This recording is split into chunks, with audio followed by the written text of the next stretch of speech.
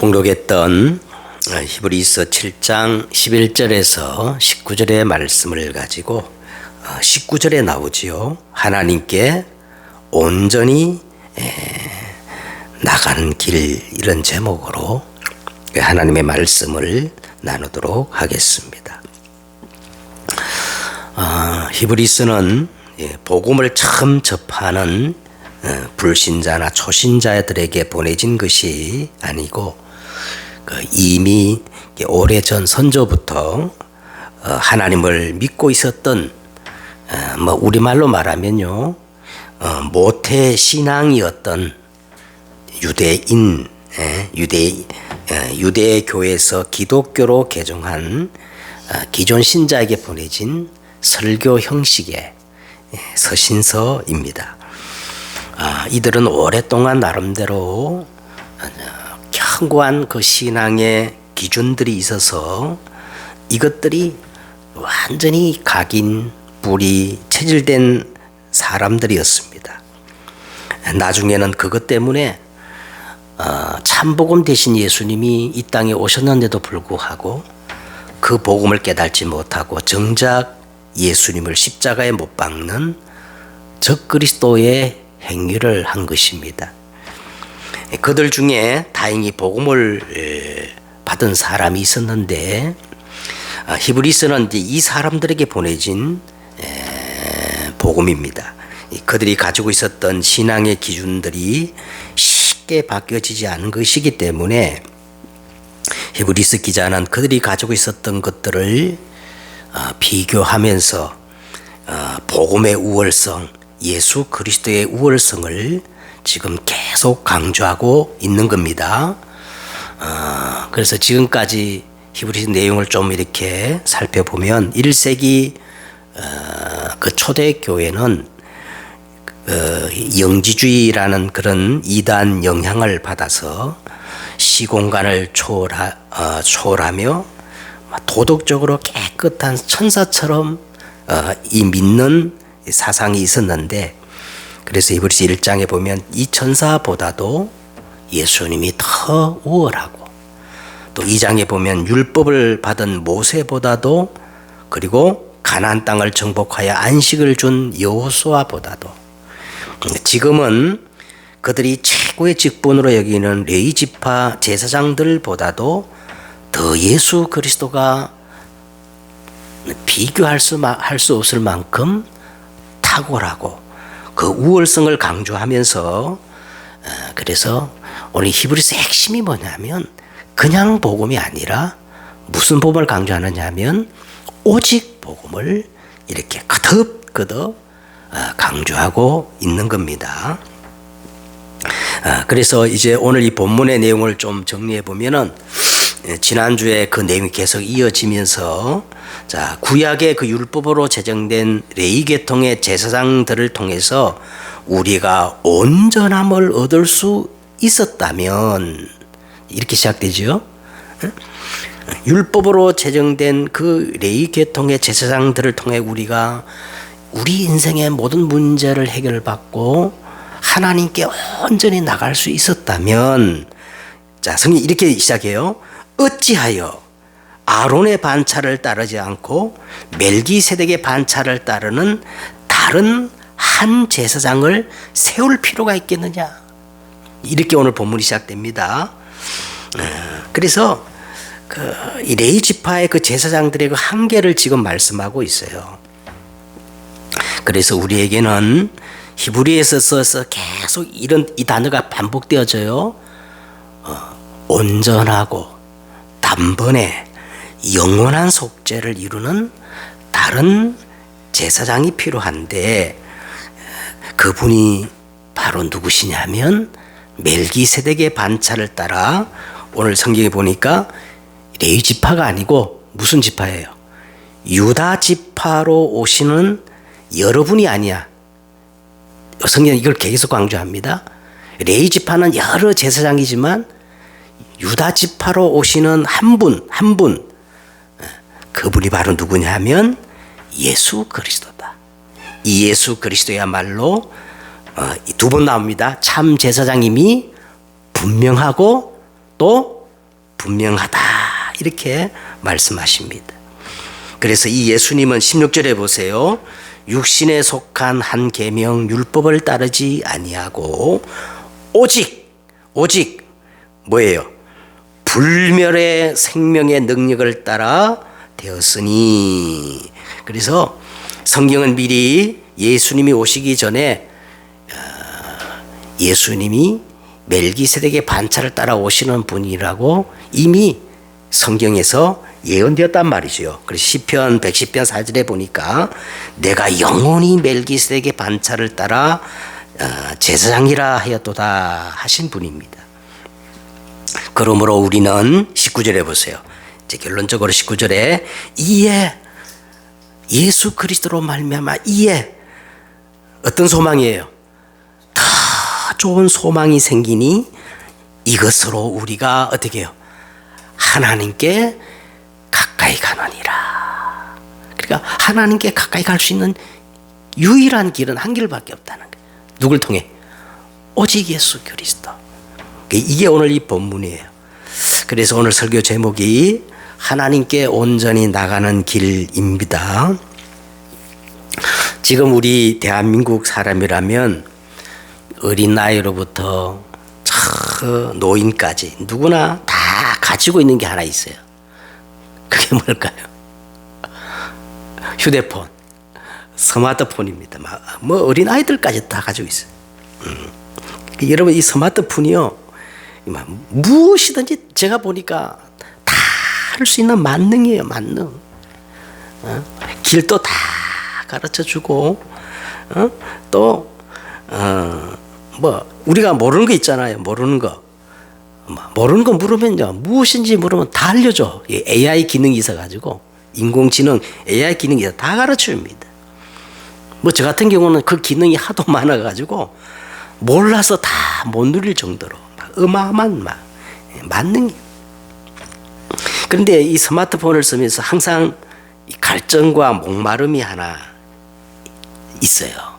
그게 뭐냐면 배터리입니다. 배터리. 한 3, 4년 딱 쓰고 나면 이 배터리가 막 성능이 급속도로 이렇게 떨어지는데, 뭐 어디까지나 제 생각인데 아마 이 스마트폰을 만드는 제조사에서 막 2, 3년 쓰고 새 휴대폰으로 바꾸라고 일부러 그렇게 설정한 게 아닌가. 제 생각에 그런 생각이 듭니다. 그래서 막 어떤 그의 소망이 생기냐면 한 일주일에 한 번, 한 달에 한 번 이 충전하는 스마트폰이 나오면 좋겠다. 그런 생각이 듭니다. 자, 우리가 일상 속에 쓰는 소모품마저도 그 유한함과 한계를 경험하며 아쉬움을 느끼는데, 하물며 인간의 근본적인 문제, 죄의 문제, 영생의 문제, 이 운명의 문제는 오죽하겠습니까? 그렇잖아요. 그래서 오늘 서론적으로 먼저 우리가 다시 정말 우리 인생의 근본 문제가 뭔가를 바르게 알아야 복음의 의미를 알고 왜 예수가 그리스도 되심의 그 의미를 알게 되는 거예요. 그래서 먼저 우리 인생의 근본 문제가 뭔가. 실존주의 철학자 쇼펜하우라는 유명한 사람이 이런 말을 했어요. 인간의 정말 실존을 정확히 알면 태어나지 않은 게 가장 좋다는 거예요. 태어났으면 빨리 죽는 게 좋다는 겁니다. 왜 그럴까요? 어떤 사색가는 이렇게 말합니다. 우리를 가장 슬프게 하는 일 중에 그 첫 번째가 뭐냐? 갓 태어난 어린아이 울음소리가 우리를 슬프게 한다는 거예요. 이런 갓난아기가 생명을 가지고 살라고 태어나잖아. 그죠? 그죠? 살라고 태어나는 순간 사실은 어디를 향해 가고 있어요? 죽음을 향해 가고 있기 때문에 슬프다는 거야. 이 코로나를 거치면서 우리나라에 열풍 하나가 아주 불고 있는데요. 바로 뭐냐면 트로트 열풍입니다. 코로나 전에는 트로트가 그렇게 그렇게 인기가 없었는데 제가 어릴 적 학창 시절에도 어떤 생각이 있었냐면 트로트는 수준 낮은 노래고 적어도 발라드가 수준 높은 노래라 해가지고요. 학창 시절 때 기타를 치더라도 꼭 이 발라드 곡을 가지고 그 노래를 불렀는데 지금은 발라드 가수는요 이제는 성공을 못해요. 그래가지고 지금은 그렇게 유명했던 발라드 가수들을 조사도 계급장, 명찰 다 떼고 신인들과 함께 새롭게 이제 트로트 오디션에 도전해가지고 그렇게 해야 이제 이게 뜨는 거예요. 그래서 TV를 켜면 온통 트로트가 막 도배한 것 같습니다. 그런데 여러분 이 트로트 가사를 한번 보세요. 트로트 가사를 자세히 보면은 전부 거의 남녀 간의 사랑 얘기, 이루어질 수 없는 사랑, 그리고 과거에 대한 해안과 아픈 상처들, 그리고 인생 무상을 노래하는 것들이 전부 그들의 가사 내용이에요. 그런데 왜 사람들이 그런 가사 노래에 열광하고 공감하느냐 하면 사람들이 그 트로트 가사가 전부 누구 얘기를 하는 거예요? 자기 얘기이기 때문에 그렇게 공감하고 열광하는 것입니다. 여러분 우리가 인생을 정말 사르게 생각하는 사람이라면 정말 내가 어디에서 와서 왜 살다가 어디로 가는가 정말 진지하게 인생을 생각하는 사람이라면 세 가지를 인정할 수밖에 없어요.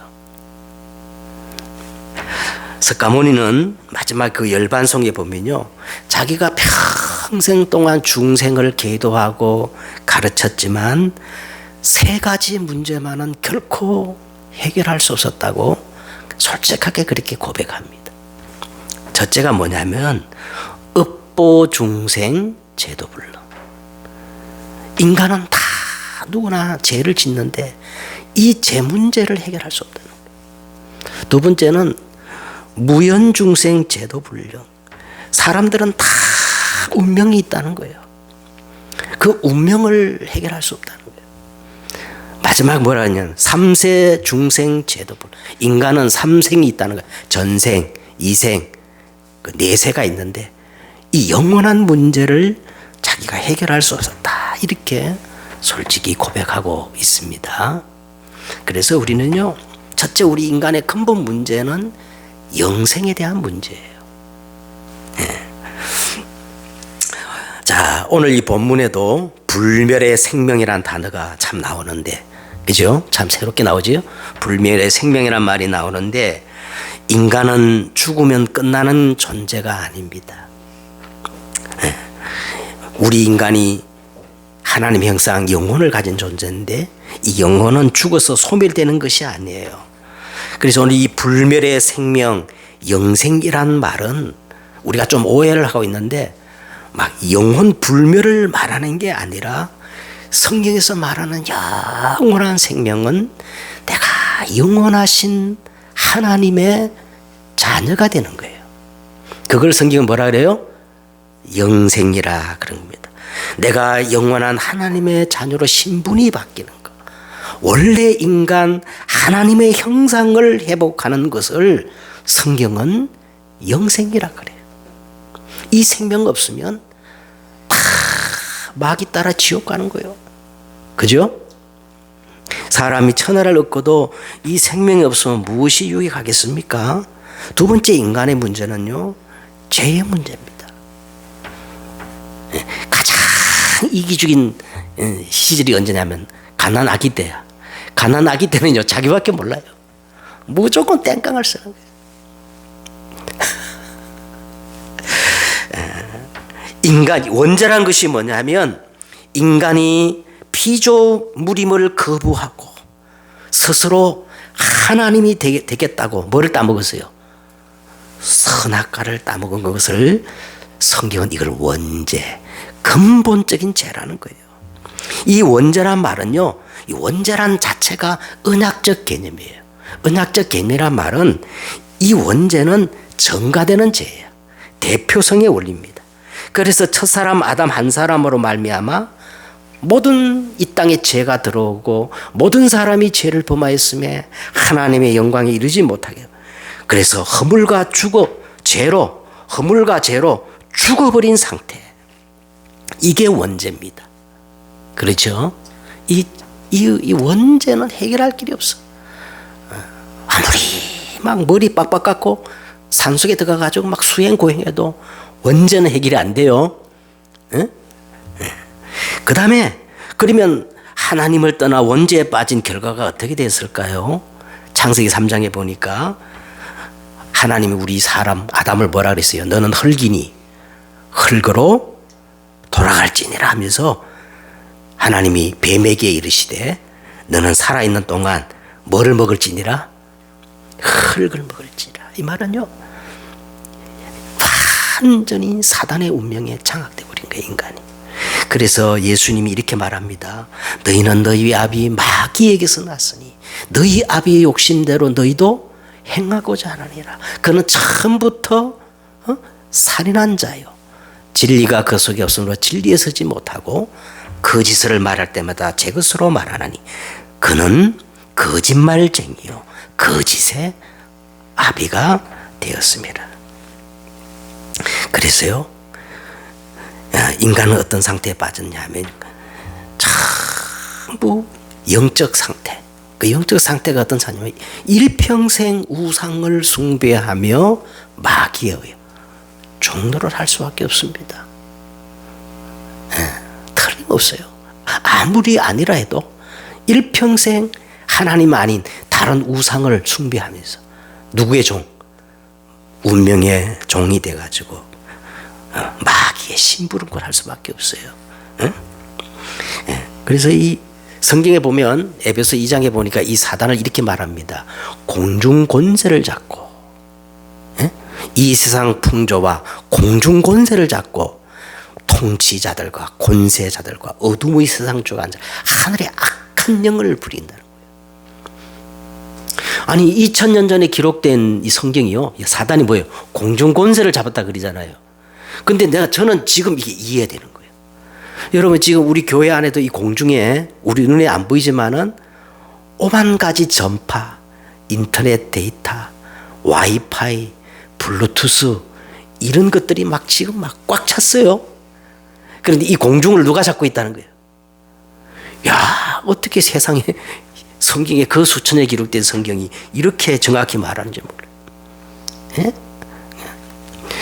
그 다음에 정신 상태가 어떤 상태입니까? 에베소 2장 23절에 보니까 전에는 우리도 다 그 가운데서 우리 육체의 욕심을 따라지며 육체와 마음에 원하는 것을 하여 본질상 진노의 자녀, 본질상 진노의 자녀라.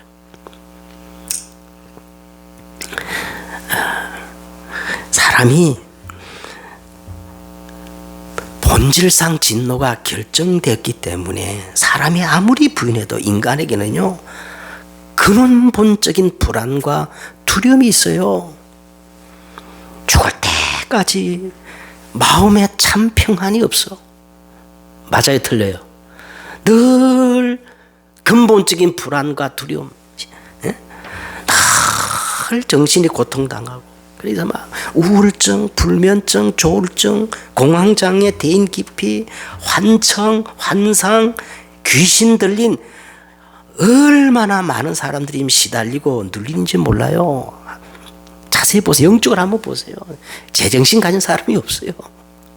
다 죽겠다, 막 미치겠다, 골 때리겠다. 육신 상태는 어떤 상태입니까? 원인도 이유도 알 수 없지만 재앙과 저주, 각종 사고와 실패, 불치병, 난질병, 고질병, 그러다가 어느 순간에 돈으로도 안 되고 내 지식으로도 안 되고 내 어떤 노력도 통하지 않는 불가항력적인 한계가 딱 오게 돼 있습니다. 그게 바로 죽음입니다. 그죠? 떠나야 돼요. 떠나야 돼요. 그럼 죽으면 끝일까? 사는 것이 지옥이었는데 한 번 죽는 건 사람에게 정해진 것이 그 후에 어떻게 해요? 심판받고, 계시록 21장 8절에 보세요. 분명히 그러나 두려워하는 자들과 믿지 아니하는 자들과 흉악한 자들과 살인한 자들과 음행한 자들과 점술과 우상 숭배, 복음 아니고 거짓말했던 자들을 다 어떻게 해요? 불과 유황으로 타는 못에 던져지리니 이것이 둘째 사망이니라. 나만 그러면 이 지구상에 사라지면 끝일까요? 자, 출애굽기 20장 4절과 6절에 보니까 이 모든 것들이 영적 유산이 돼가지고 아버지로부터 아들에게로 3, 4대까지 대물림은 아니지만 영향을 준다는 거예요. 영향을 준다. 성경이 그렇게 말씀하고 있습니다. 자, 그래서 오늘 이제 본론적으로 말하면 이 문제를 해결하시려고 하나님은 구약에서 메시아 구원자가 올 때까지, 그리스도가 올 때까지 예표적으로 새 직분을 기름을 부어서 세웠습니다. 그게 이제 새 직분이 뭐냐면 선지자예요. 선지자는 하나님의 말씀을 대언해 가지고 하나님 만나는 길을 알려주는 직분을 선지자라 그랬고, 두 번째는 제사장을 세울 때 기름을 부었는데 이 제사장은 사람을 대신하는 거예요. 사람을 대신해서 죄의 문제를 해결하고 하나님께 나가는 길을 열었던 직분입니다. 그리고 왕을 세울 때 기름 부었는데 이 왕은 뭐예요? 왕은 적으로부터 보호하고 정복하고 다스리고 통치하는 이 왕을 세웠는데, 자, 그런데 오늘 보세요. 11절에 보니까 이 직분을 가지고 우리 인간의 온전함을 이루고 하나님께 나갈 수가 없었다는 거예요. 역사적으로 증거되었습니다. 선지자, 제사장, 왕을 세웠지만 복음이 회복된 게 아니라 오히려 복음이 계속 없어졌어요. 그래서 이스라엘 사람들은요, 성경에 보니까 7번 재앙을 받은 거예요. 자, 그래서 두 번째, 이제는 온전하고 단번에 영원한 우리 인생의 문제를 해결할 수 있는 유다 지파의 한 사람, 이 한 사람, 누구를 얘기합니까? 그리스도가 오셨습니다. 그리스도가 오셨습니다. 그래서 레위 지파 제사장은 여러 사람을 가리키지만 제사장은 딱 한 사람을 가리키는 건데 바로 대표성의 원리예요. 갈라디아서 6장 16절에 보니까 이 약속들은 아브라함과 그 자손에게 말씀하신 것인데 여럿을 가리켜 자손들이라 하지 아니하시고 오직 한 사람을 가리켜 내 자손이라고 하셨으니 곧 그리스도라. 멜기세덱의 반차를 따라오시는 제사장은 딱 한 분을 가리킵니다. 그러므로 우리나라에 자칭 자기가 그리스도라는 사람이 50명이 넘는데 다 새빨간 거짓말이에요. 참 제사장 그리스도는 딱 한 사람입니다. 그죠?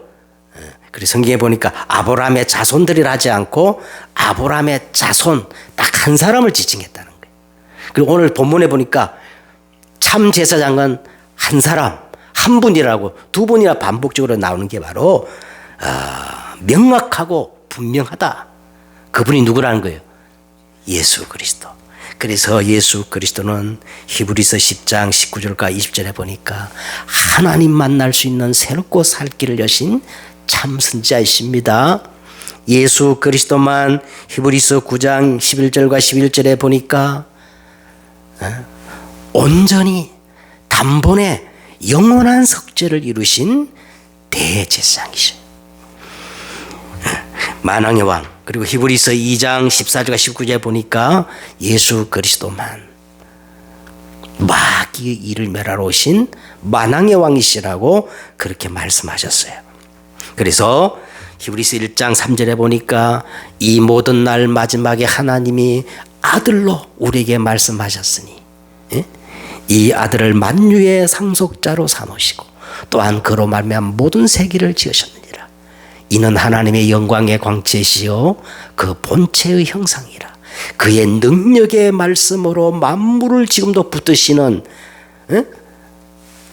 참 선지자시요 우리의 죄를 정결하게 하시는 대제사장이시요 높은 곳에 계신 지극히 크신 이 우편에 앉으신 만왕의 왕이시라고 히브리서는 처음부터 그렇게 선포하고 계시는 거예요.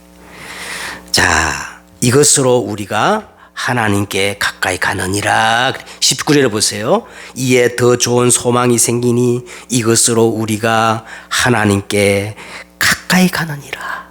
예수 아니면 길이 없어요. 예수 아니면 진리가 없어요. 예수 아니면 생명이 없습니다. 예수 그리스도가 내가 곧 그 길이요 그 진리요 생명이니 나로 말미암지 않고는 아버지께로 나갈 수 없느니라 그랬어요. 그래서 오늘 보세요. 하나님께 가까이 가느니라. 이것을 뭐라 그랬냐면 따라 하십시다. 경건이라 그럽니다. 경건이란 윤리 도덕적인 질을 말하는 게 아니라 경건이란 말은 내가 얼마나 하나님께 가까이 가는가, 그게 성경에서 말하는 경건이에요. 근데 놀랍게도 성경은 이렇게 말합니다. 지금 이 시대는 경건의 모양은 있으나 경건에 뭐가 없어요? 능력이 없다는 거예요. 다 껍데기만 있다는 거예요. 예, 하나님께 가까이 가는 게 경건이에요. 예? 그래서 주는 그리스도시요 살아계신 하나님의 아들이라고 지구 최초로 정확히 고백한 베드로에게 예수님은 정말로 우리가 하나님께 가까이 갈 수 있는 참 경건을 이루기 위해서 4가지를 말씀하고 있어요. 4가지. 자, 먼저 나를 따라오려거든. 마태복음 16장 24절에 나옵니다. 마태복음 16, 24절에 보니까 나를 따라오려거든. 다시 말하면 정말 내가 어떻게 하면 하나님께 가까이 더 가까이 갈 수 있느냐, 이 미래에 대한 묵상을 얘기하시는 거예요. 미래에 대한 묵상. 참 진지하게 생각이 됩니다. 내가 어떻게 하나님께 더 가까이 갈 수 있을까? 먹든지 마시든지 오직 하나님의 영광을 드러낼 수 있을까? 이걸 우리는 다른 말로 이렇게 말합니다. 세계복음화. 응? 세계복음화. 그러면서 두 번째는 이렇게 말해요. 나를 따라오려거든. 첫 번째. 두 번째, 뭐를 부인하고? 자기를 부인하고. 자기를 부인하고. 어떤 랩런트가 나한테 물어. 목사님, 오직이 뭐예요? 아무것도 하지 않고 기도만 한 게 오직이에요? 그게 오직이에요? 오늘도 보니까 히브리서는 계속 오직 복음을 얘기하는데요. 오직이 뭐예요? 오직이 뭐예요? 그래서 제가 이렇게 말했어요. 나를 부인하는 게 오직이야. 내가 그리스도와 함께 십자가에 못 박힌 그런 적이 이제 내가 산 것도 아니고 오직 내 안에 누가 사는 거예요? 그리스도가 사는 게 오직이야. 그리스도가 오직 내 안에 살려면 반드시 전제되어 게 있어. 뭐가 부인돼야 돼? 내 창세기 3장, 6장, 11장 나딘 것들이 부인하는 게 오직이지. 나의 모든 이론을 파하고 내 모든 생각을 사로잡아 그리스도께 복종하며, 그래야 우리가 하나님께 더 가까이 갈 수 있어요. 알겠죠? 이거는 예수님이 다 그리스도인의 삶의 원칙을 얘기한 거예요. 제자가 어떻게 제자가 되는가. 그 다음에 뭐라고, 세 번째는 뭐라고 얘기했냐면 자기 십자가를 져야 된다. 자기 십자가를 지고.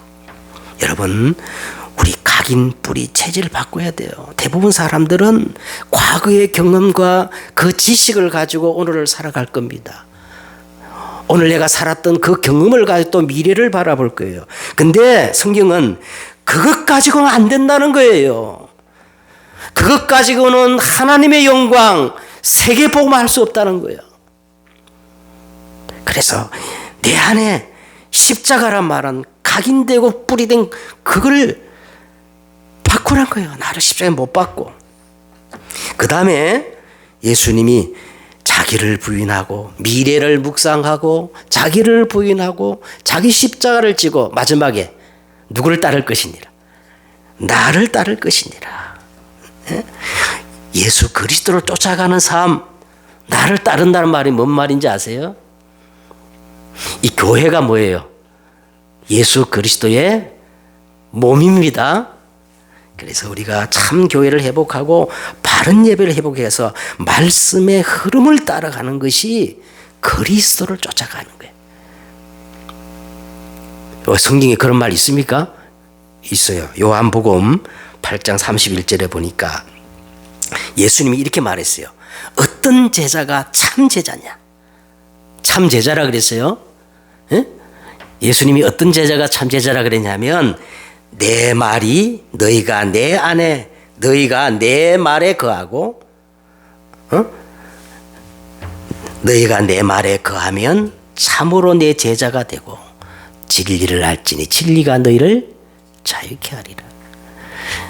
내 말이 너희 안에 거하면 너희가 뭐가 되고 참 제자가 되고 진리를 알지니 진리가 너희를 자유케 하리라. 자, 그래서 오늘 우리가 어떻게 하면 하나님께 가까이 갈 수 있는가 늘 우리가 마음에 담아야 됩니다. 미래를 묵상해야 돼요. 미래를 묵상하면 도대체 하나님이 뭐를 원하시는가? 하나님의 영광의 길이 뭔가? 세계 복음화의 방법이 뭔가? 그걸 나를 묵상하며 자기를 부인하고 자기 십자가를 지고 누굴 쫓아? 그리스도를 쫓아가는 삶. 이것이 우리가 온전히 하나님께 나가는 길입니다. 자, 결론을 맺겠습니다. 자, 하나님께 온전히 나가는 삶, 길. 이걸 이제 우리가 다른 말로 말하면 칭의, 성화 그렇게도 얘기해요. 칭의는 뭐냐? 우리가 영원한 하나님의 자녀가 된 생명을 얻는 거고, 그 다음에 생활이란 말은 거룩한 삶으로 경건한 삶으로 나가는 것을 말하는 거예요. 그래서 살아남과 살아감, 생명과 생활, 칭의와 성화, 이거를 칼빈은요 이렇게 표현했어요. 이중적 은혜다. 다시 말하면 생명도 하나님의 은혜요. 내가 어떻게 살아간 이 생활도 하나님의 은혜라는 거예요. 내 자질이 아니라는 거예요. 하나님의 은혜라는 거예요. 그래서 생명도 하나님의 은혜요. 내가 살아감도 은혜인데 그러면 어떻게 하면 됩니까? 멜기세덱의 반차를 따라오신 예수님은 딱 한 가지를 우리에게 말씀하셨어요. 예루살렘 떠나지 말고 아버지께서 약속하신 뭐를 받으라? 성령을 받으라. 오직 성령이 너에게 마시면 너희가 권능받고 예루살렘 온 유다 사마리아 땅 끝까지 이르러 내 증인 되리라.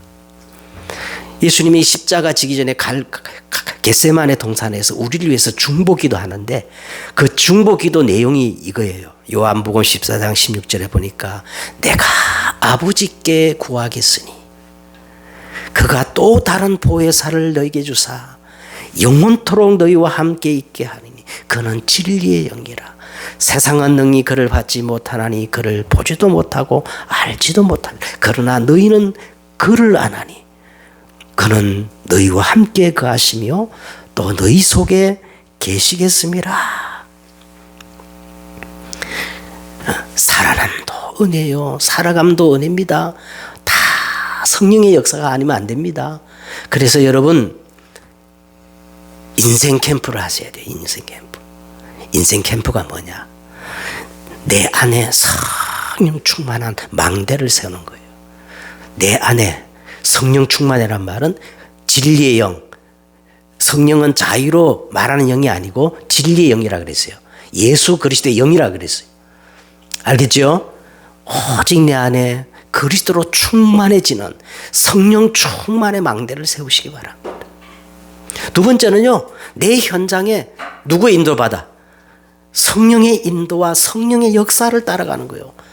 이걸 우리는 하나님의 나라의 여정이라 그래요. 이거 인생 캠프예요. 내 모든 현장 속에 성령의 인도, 성령의 역사를 따라가는 그 길을 가는 거예요. 그렇죠? 그래요. 모든 것들을 기도로 연결시키세요. 네. 기도로 연결. 그 다음에 마지막 뭡니까? 정말 인생 작품이 나와야 되는데 성령의 열매. 성령의 열매, 이게 맺어져야 돼요. 갈라디아 5장 20절에 보니까 오직 성령의 열매는 사랑과 희락과 화평과 오래 참음과 자비와 양성과 충성과 온유와 절제니. 그죠? 이 같은 법을 금지할 법이 없느니라. 무릇 그리스도 예수의 사람들은 그 육체와 함께 정과 욕심을 십자가에 못 박았느니라. 이 성령의 열매가 9가지 맺으면 여러분요, 모든 흐름을 바꾼다는 거예요. 흐름을 바꾼다는 거예요. 네. 참 조그만 얘기 더 하긴. 우리나라가 처음에 이제 성경 번역할 때 있잖아요.